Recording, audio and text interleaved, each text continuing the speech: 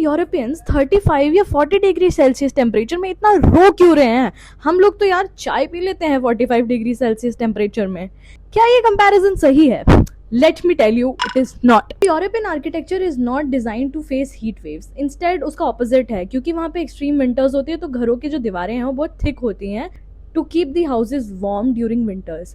But अब heat wave के कारण वो हीट भी उनके घरों में ट्रैप हो रही है और बहुत लोगों के घर में एसी नहीं होता है, इवन फैंस भी नहीं होते हैं because they never needed them. Secondly, the location of Europe is placed much more higher in altitude in comparison to India. तो उनके डेज लंबे होते हैं और उनकी वॉल्स और ग्राउंड को ना बहुत ही कम टाइम मिलता है कूल डाउन होने का, और कूल डाउन होने से पहले ही दूसरा दिन शुरू हो जाता है। यूरोप की heat wave is also combined with humidity at places, तो it is different then Delhi's dry heat. I explain how.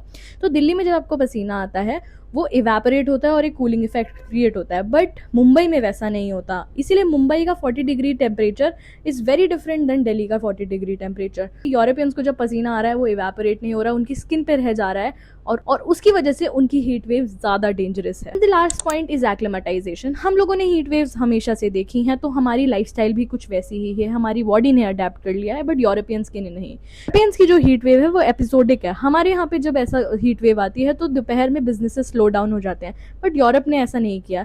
वहाँ पे बिजनेसेस वैसे ही चल रहे हैं, लोग बहुत ज़्यादा फिजिकल लेबर कर रहे हैं, इससे एग्जॉशन हो रहा है और इसी वजह से बहुत लोगों की डेथ्स भी रिपोर्ट हो रही हैं। So share this video with people who are saying कि यार हम तो चाय पी रहे हैं 45 में और ये 30-35 में इतना नाटक क्यों कर रहे हैं।